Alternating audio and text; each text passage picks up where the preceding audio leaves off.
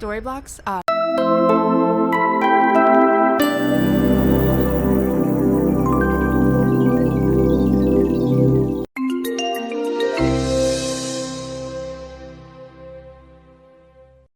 On BLITZ, we have Tamara Griffis, the head coach of the Tallulah Falls School of Swimming.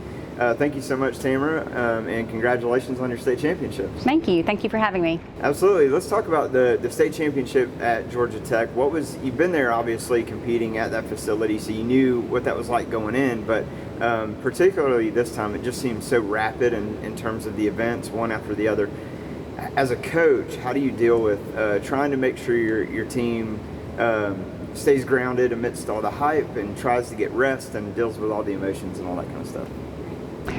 This meet was a bit different than years past. It was just a finals meet. We're used to a prelims and finals meet. Also different this year is our middle school was swimming in one pool and our varsity was in another pool, so which made it kind of challenging for the coaches that coach both teams. Most of us do.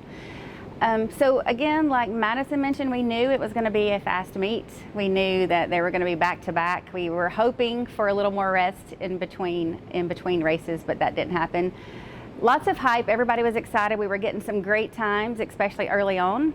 But then we had lots of emotions too, because fatigue, exhaustion, all that set in. I think they were super excited, and even so excited, it would make us cry. So it was lots of tears, happy tears and, frustrating tears all the way around. And then at the end, obviously, it was happy tears after getting the trophies. Yeah, and what did that feel like? Maybe after it sunk in, maybe a day or two later, knowing that these are the first state titles in swim history here at Tallulah Falls. What does that mean to you and to the school? It means a lot. It did take a few days to sink in because I think it was so fast and we were all exhausted by the time we got back to the school. And then the next day, I think we all, took a really long nap to recuperate. But it's good. I'm just so happy for these kids because they've put in so much work and so much time in the pool and other pools. I'm just so happy for them. Yeah.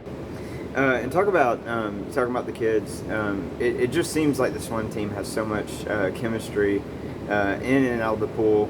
Talk about the team bonds and the chemistry of this group, not just together, boys and girls, but also separately.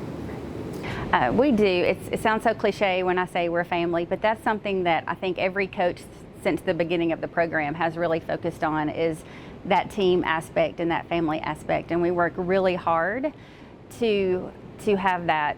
We do lots of games in the pool. We do some things outside of the pool. I think the boys had a lock-in at the natatorium.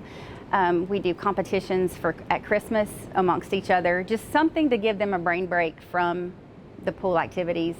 We do a state pasta dinner. We do a Secret Santa at Christmas with each other. We just do lots of things outside of swimming that tries to build that bond with one another. Yeah, I think that pays dividends in the pool too. It does, and we are two teams, boys and girls, but we do so much of it together that it feels like one team. Yeah, that's a good point. Talk about the role that it's obviously huge, can't be overstated, but the role that the natatorium plays, having that here on campus. There are very few schools that have that opportunity to have that on campus, and maybe the role it plays in this team being so successful. It's been incredible from the start of our lower school. They have a learn to swim program in fourth and fifth grade. PE classes come here in middle school through high school. It just plays a huge role because we're building that swim program from the beginning, even with our middle school team. But not just the natatorium, like we have an amazing strength facility. So our kids are able to go work out with Coach D for what we call dry land training. 2 days a week, we require that. It's mandatory before they ever come to the pool. So we've got that aspect. We've got, they're in the pool 2.5 hours every day, and then optional morning swims, which a lot of them come 4 mornings a week at 6 o'clock in the morning. So just not having to drive far to do that, or for our borders being right here on campus, is huge. Yeah. Talk about how the team celebrated winning the championships, and then maybe the plans still ahead that you know of ways that you're going to celebrate this amazing accomplishment. Immediately it was Waffle House. They were starving. That seems to be a tradition, is we follow it with Waffle House. We try to eat really good the week of state, the night before, the day of, but it's just Waffle House after the state meet. That's just a tradition we've started a couple years ago. So that was immediate.